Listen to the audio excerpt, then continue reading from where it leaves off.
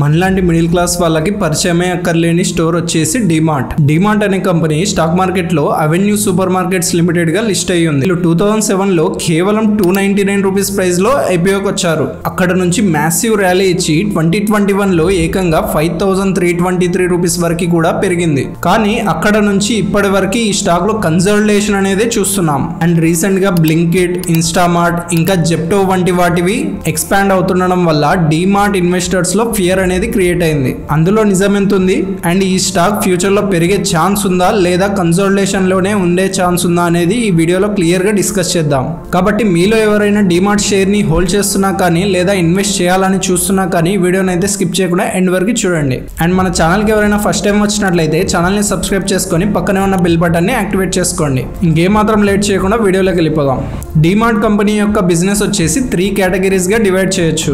అందులో first category వచ్చేసి food. ఈ కేటగిరీలో గ్రాసరీస్, మిల్క్ ఇంకా బెవరేజెస్ వంటిని కన్సిడర్ చేయొచ్చు. అండ్ ఈ కేటగిరీ నుంచి వీళ్ళు 56% రెవెన్యూని జనరేట్ చేస్తున్నారు. మన సెకండ్ కేటగిరీ వచ్చేసి ఎఫ్ఎంసీజీ, అదే నాన్ ఫుడ్స్. ఈ కేటగిరీలో హోమ్ కేర్ ఇంకా పర్సనల్ కేర్ వంటి వాటిని కన్సిడర్ చేయొచ్చు. అండ్ ఈ కేటగిరీ నుంచి 21% రెవెన్యూ అనేది జనరేట్ అవుతుంది. థర్డ్ కేటగిరీ వచ్చేసి general merchandise and apparel section. ఈ కేటగిరీలో ఎలక్ట్రానిక్ ఐటమ్స్ ఇంకా అపారెల్ ని కన్సిడర్ చేయొచ్చు. అండ్ ఈ కేటగిరీ నుంచి 23% రెవెన్యూ అనేది జనరేట్ అవుతుంది. కానీ ఈ కేటగిరీ అనేది హై మార్జిన్ బిజినెస్. మనం యూజువల్ గా ఏదైనా ప్రోడక్ట్ యొక్క ప్రైస్ అనేది బయట మార్కెట్ కన్నా డిమార్ట్ లో తక్కువ ప్రైస్ ఉండడం చూస్తున్నాం. దానికి గల రీజన్ వచ్చేసి డిమార్ట్ ఏ ప్రొడక్ట్స్ నైనా కానీ సప్లయర్ నుంచి బల్క్ లో తీసుకొని వాటిని చాలా తక్కువ టైంలో సెల్ చేస్తుంది. కాబట్టి సప్లయర్ ఏ ప్రోడక్ట్ నైనా కానీ బయట మార్కెట్స్ కి ఇచ్చే రేట్ కన్నా డిమార్ట్ కి చాలా తక్కువ రేట్ కి ఇస్తాడు. ఇలా వీళ్ళు తక్కువ ప్రైజెస్ కి సెల్ చేస్తున్నా కానీ హై ప్రాఫిట్స్ ని మేక్ చేస్తున్నారు. అంటే దీన్ని బట్టి వీళ్ళ స్టోర్ కౌంట్స్ ఎంత పెరిగితే వీళ్ళ ప్రాఫిట్స్ కూడా అంతే పెరగాలి. కానీ వీళ్ళ స్టోర్స్ ఎవ్రీ ఇయర్ పెరుగుతున్నా కానీ వీళ్ళ మార్జిన్స్ అనేవి పాస్ట్ 3 years నుంచి తగ్గుతున్నాయి. దానికి గల మెయిన్ రీజన్ వచ్చేసి జెప్టో, బ్లింకిట్ ఇంకా ఇన్స్టామార్ట్ కంపెనీస్. ఈ క్విక్ కామర్స్ వాళ్ళు ఓవరాల్ ఎఫ్ఎంసీజీ కేటగిరీలో 35% మార్కెట్ షేర్ ని క్యాప్చర్ చేయగలిగారు. అందుకే ప్రోడక్ట్ సప్లయర్ తో ప్రైస్ నెగోషియేషన్ చేసే పవర్ ని క్విక్ కామర్స్ వాళ్ళు దక్కించుకున్నారు.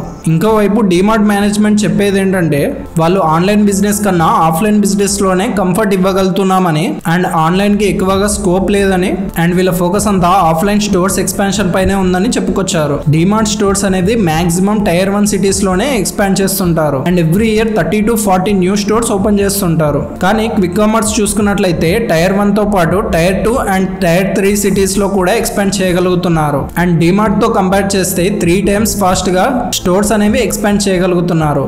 ఈ క్విక్ కామర్స్ వల్ల చాలా ఛాలెంజెస్ ఫేస్ చేస్తున్నామని మేనేజ్మెంట్ లాస్ట్ క్వార్టర్లీ రిజల్ట్స్ లో చెప్పుకొచ్చారు. కానీ ఇప్పటికీ కూడా వాళ్ళ ఫోకస్ అంతా ఫిజికల్ స్టోర్స్ ఎక్స్పాన్షన్ పైనే ఉన్నట్లు అనౌన్స్ చేశారు. అండ్ వీళ్ళ హై మార్జిన్ సెగ్మెంట్ అయిన అపారెల్ సెగ్మెంట్ లో కూడా ట్రెండ్ ఇంకా వెస్ట్ సైడ్ బ్రాండ్స్ వల్ల ఛాలెంజెస్ ఫేస్ చేస్తుంది. దానికి గల రీజన్ వచ్చేసి టాటా బ్రాండ్స్ అయిన ట్రెండ్ ఇంకా వెస్ట్ సైడ్ వాళ్ళు చాలా తక్కువ ప్రైస్ కి హై క్వాలిటీని ప్రొవైడ్ చేస్తుండడం అండ్ స్టోర్ వైజ్ కౌంట్ కూడా డిమార్ట్ కన్నా ఎక్కువగా ఉండడం. అండ్ మీరు రీసెంట్ డేస్ లో జూడియో రిలేటెడ్ గా చాలా మంది ఇన్ఫ్లుయెన్సర్స్ కూడా ప్రమోట్ చేయడం చూసే ఉంటారు.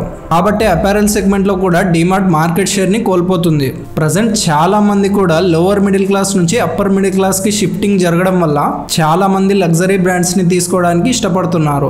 DMart apparel segment slow down కి ఇది కూడా ఒక కారణం అని చెప్పుకోవచ్చు. ప్రజెంట్ టైర్ 1 సిటీస్ లో ఉన్న చాలా మంది కూడా మార్నింగ్ నుంచి ఈవినింగ్ వరకు జాబ్స్ కి వెళ్లడం వల్ల గ్రాసరీస్ కోసం స్టోర్స్ కి వెళ్ళడానికి ఇంట్రెస్ట్ చూపట్లేదు. అదే ప్రైస్ లో గ్రాసరీస్ ఆర్డర్ చేస్తే ఇంటికి వస్తున్నాయి. కాబట్టి క్విక్ కామర్స్ ఇండస్ట్రీస్ ఇంతలా గ్రో అవుతున్నాయి.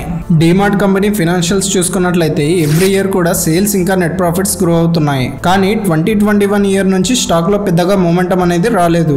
దానికి గల మెయిన్ రీజన్ వచ్చేసి ప్రైస్ టు ఎర్నింగ్స్. 2021 లో ఈ స్టాక్ 313 ప్రైస్ టు ఎర్నింగ్స్ లో ట్రేడ్ అవుతుండేది. కంపెనీ ఎర్నింగ్స్ అనేవి ఈ హై పిఈని సాటిస్ఫై చేయలేకపోయాయి. అందుకే పిఈ డి రేటింగ్ అనేది జరిగింది.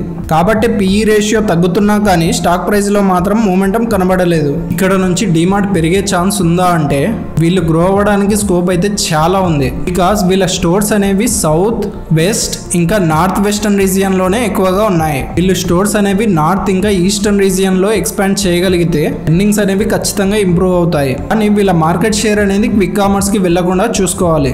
దానికోసం వీళ్ళు ఆన్లైన్ బిజినెస్ పై కూడా ఫోకస్ చేస్తే కంపెనీకి చాలా పాజిటివ్ అయ్యే ఛాన్స్ ఉంది. కాబట్టి వీటన్నిటిని అప్కమింగ్ డేస్ లో ట్రాక్ చేస్తూ ఉండాలి. కాబట్టి రిస్క్ అయితే ఎక్కువగానే ఉంది. చూడాలి మరి డిమార్ట్ మేనేజ్మెంట్ క్విక్ కామర్స్ ని ఏ విధంగా ట్యాకిల్ చేస్తారనేది. ఐ హోప్ డిమార్ట్ స్టాక్ గురించి ఒక డీటెయిల్డ్ ఇన్ఫర్మేషన్ ని ప్రొవైడ్ చేస్తా అని అనుకుంటున్నా. ఇది గైస్ మన వీడియో ఎలా అనిపించిందో కామెంట్ చేయండి. అలానే నెక్స్ట్ ఏ స్టాక్ పైన ఇలా డీటెయిల్డ్ అనాలిసిస్ చేయాలనేది కూడా కామెంట్ చేయండి. Thanks for watching.